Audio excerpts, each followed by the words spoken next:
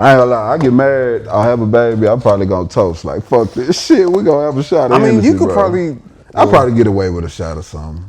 I was gonna say like some wine or something. I still wouldn't go hard. See, I still ain't gonna. I see. So this is my thing, and I talk to my smoking homies about it. Y'all should check out the Speak On It podcast. You know what I'm saying? Click that link in my bio. Before you say that, introduce yourself to the people too. Oh yeah, we just talking, man. What's happening? I'm the biggest, your baby mama's favorite content creator, the host of the Speak On It podcast. You can find me online on Instagram at thebiggest_95 or We Can Speak On It on Instagram. All right. All that spelled regular. Ain't no fancy letters or no shit like that. Click that link in my bio. So what I was gonna say is, I had this talk with my homeboys that smoke and shit like that. Mm-hmm. Damn, you made me lose my train of thought. What the fuck we was talking about? You was talking about it being forever. Oh yeah. And I still lost it. I ain't gonna lie. It'll come back. When you at your wedding, if you could take a shot, and I said not to fuck with the hard liquor. That's what I was saying. So I was asking my homeboy that smoke, and I got an episode about it, like a 420 episode. They just came to smoke, and we talked. So basically, I'm not a halfway type of guy. You know what I'm saying? I never wanted to get tipsy. I wasn't a stumbling over, can't drive. But if I'm drinking till I'm fucked up. All right, cool. Now I can sit here and chill and enjoy that feeling. I'm the same way. I'm with you on that. Right. So saying that, I was telling them, I said, bro, why y'all not trying to get high as a motherfucker every time? I said, bro, I'm not saying y'all go smoke crack or nothing like that. But I'm like, why y'all don't use the mask? Why y'all don't use the bong? Like, why y'all not going that hard? Mm-hmm. They like, bro, all we need is this backwood and this weed, bro. That's how we want to get. That shit you talking about, nigga, you gonna start seeing shit. I was like, oh, well, I don't know. Go do some more shit. It's like mushrooms. I took some mushrooms and seen some shit, and I didn't want to take mushrooms every day. I feel like weed, like, to me, it's really debatable if it's a drug. When I was in college, I took a class on sociology of drugs, I think it was called. And like alcohol is like, it's one of the worst. Nicotine, I smoke black nicotine, bro. Yeah. It's one of the worst. Yeah, I was smoking the legal shit. They got y'all thinking all this illegal shit is where it's at, bro. The legal, the alcohol, the nicotine, the caffeine, but that's a whole other story. But I feel like weed is so like. Now we getting into where they want the wax and they want the concentrated in the manufacture where it's super high. But when I smoke that, I be like, bro, I'm too high. Like, I just want some cool. High. Yeah, bro. Like, I ain't never drunk something and said I'm too drunk. Like, but I mean, that's what I'm saying. I don't know. Alcohol is one of those addictive things where it's like I feel like you're like when I hear people say they're addicted to weed, like you're not, bro. It's a short physical. Like you may experience like you can't eat for a couple of days if you start smoking. If you smoked a lot. You can't eat for a couple of days, maybe you can't sleep, whatever, but like, you're not addicted to that shit. Your body's not addicted to that shit. When you drink, no, fuck no. Bro, you don't think so? Bro, I'm telling you. I smoke a lot of weed, bro. And when I stop smoking, I stop smoking. Because it's like what you said, kinda, like, it's no point in doing it a little bit.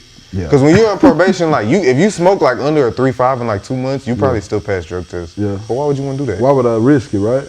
Well, no. Why would I want to smoke just a 3.5? I want to smoke every day and fuck for the smoke now. Not doing what you talk about, but I want to smoke every day. Like, but see, that's what that was my explanation about the. Well, maybe you could drink some wine. It's like, bro, I don't want no fucking wine. I want hard liquor, and I want to feel this shit. If I'm drinking wine, I'm drinking a bottle at a time, bro. Just trying to chase that feeling. I'm like, nah, then this shit gonna be pointless, bro. So I just like, fuck it, bro. Cause I try to keep smoking like the big cigars, like the Stogies or whatever. I used to smoke that, drink my cognac. So when the liquor was gone, I'm like, all right, I'm gonna just smoke cigars, still a vibe. I can go to cigar bars. You're just gonna have a whole other set of problems. Bro, and you right about that. But at the time, I needed something. I didn't have a vice. So I'm like, all right, I'm gonna smoke these cigars. Bro, picture yourself drinking cranberry juice, smoking a big ass cigar. Ain't shit fly about this shit. It tastes weird. I'm like, fuck this shit. So I ain't had no nicotine, alcohol, drugs, weed. I ain't smoked no hookah in 2 years and 10 months, 11 months now. Congratulations, bro. That shit not easy, you see. Yeah, man. And you could replace, psychologically, you need to replace it with something like, if you just straight cold turkey, don't replace it with nothing, and you just grit your teeth and you are the top 1% of motherfucking God's strongest soldiers because that shit is hard as fuck. And I've done it, you know what I'm saying? But that shit is hard. Like, you gotta replace it. So I don't see nothing wrong with the replacing with positive habits, like going to the gym. I don't care if you eat a carrot every time you want to smoke. Replace it with something because it's gonna help you get through it. Yeah, that gym helped me and changing my diet and shit. Like I go try vegan places and shit, all kind of shit. Am I perfect? Hell no, but I'm like, bro, I be in that gym like a motherfucker. Yeah, like that shit crazy. I go run, like I challenge myself, like damn, bro, you big as fuck, but shit, you just ran 2 miles and ain't stopped, like. That shit hard to me. Like that's an accomplishment. To you, that shit hard. Yeah. So 2 miles not stopping? Yeah. I'm like, shit, I got this shit under 25 minutes. So I'm like, nigga, that shit is an accomplishment to me. So I think that's dope. That reminds me of like how Gunna doing the 5Ks and shit. Yeah. I think it's good for like, especially if people got a lot of eyes on you, like you got a podcast. Yeah. To just be doing shit like that, bro. Yeah, Because people had told me like, man, I did like a 90-day run publicly. Like on Instagram earlier this year, and people had told me like, bro, I started going to the gym because we was in that hole. Yeah. You in there, if you in there every day, I know I can go. Yeah. And it's like, See, I get like a backhanded compliment. Motherfucker tell me shit like that, like, bro, your big ass in that bitch, I gotta be in there. I'm like, damn, all right, well, I ain't. As long as you like, motivated, bro, get your bitch ass in there, cause you skinny as fuck. You really Why weak, you can't do 50 push-ups? Like, come on, bro, get your ass on. I just said that shit yesterday. I said, I had skipped the gym, and I kept seeing shit on my TikTok for like calisthenics. Yeah, hell yeah. And I'm like, damn, my phone calling me at home. So I hit my 50 push-ups. I was like, as a grown man, you gotta keep 50 on you. Yeah, you got to. I just won $100 like that. Nigga looked 50 push-ups? Nigga looked at me like, bro, you can't do 50 push-ups. $100 on your ass. Then he tried to do 20, couldn't do 10. Way smarter than me, slim dude. I said, yeah, that's crazy, bro. Your woman could be right here watching you can't do 50 push-ups. Like, you got me fucked up. I'm going to die if I don't hit the, hell no. And that's another thing, too. Like, you could do 50 push-ups, bro. Like, think about it. Just think about it. You could do 50 push-ups. Yeah.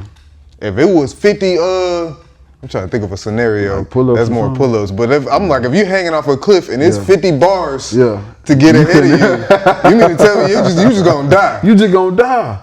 Cause you just, I can't do it. Just, like, come on, bro. Yeah. Then I'm a big believer in if you don't use it, you lose it, or do things while you still can. It's somebody that can't run. Somebody that can't walk a mile. You know what I'm saying? So I'm like, bitch, you better do it while you still physically able. That's a fact. So you take that shit serious. But they can also take that the other way. Like, shit, it's somebody who can't drink, so I'ma just get super fucked up. Nah, no bullshit. I ain't gonna lie. If I know you drink and that's what you do, you not stopping no time soon, and your health is not in jeopardy. Yeah. Shit, nigga, take a shot for me. I appreciate it. Shout me out. Tag me in that post. This one for you, my boy. I know you would've. Yeah, I would. Yeah, I feel like I don't know if it's an American thing, but they kind of use the addiction term loosely. Like, I feel like some of these people, like, you're not necessarily addicted. You might just be dumb. Like, I met this one kid, he had like 5 DUIs. But he just was stupid. I don't think that, like, it's just when you do drink, like, you have a problem. But now they're putting you through all this addiction shit, or like people who feel like, I really read the AA book. There's a passage in there, and he's talking about this dude who drank for the first time. I don't know if it's a man or woman, but they drank for the first time, and they decided, no, I'm addicted to this. If I do this, then I'm gonna keep doing it.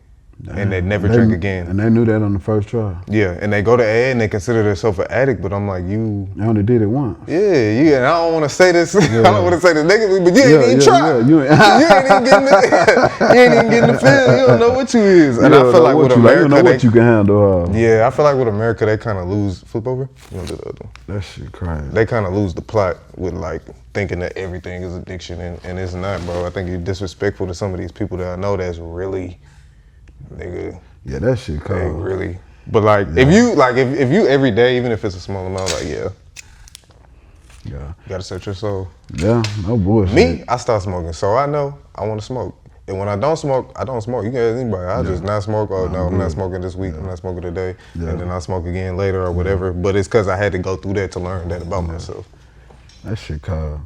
Yeah, you gotta learn that shit about yourself. I ain't gonna lie, this shit taught me so much about myself, bro.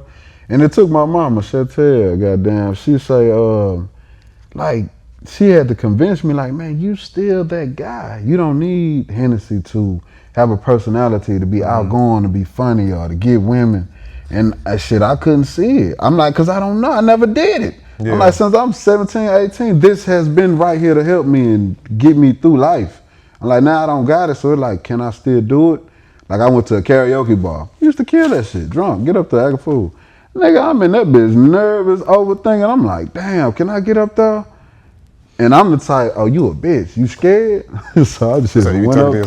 Yeah, nigga, I went up there. I'm like, fuck it, nigga. Next thing you know, I'm singing all Kelly. The crowd like it. I'm like, all right, bro, you all right. You still that nigga, bro. Like, it took a minute to feel like. Did you use drinking with your content creation too? That's what I'm saying. See, when I stopped drinking, that was one of the things that filled that void. I don't think I never would have started this, bro. I would have never got, I started podcasting and going to the gym, bro. That's interesting.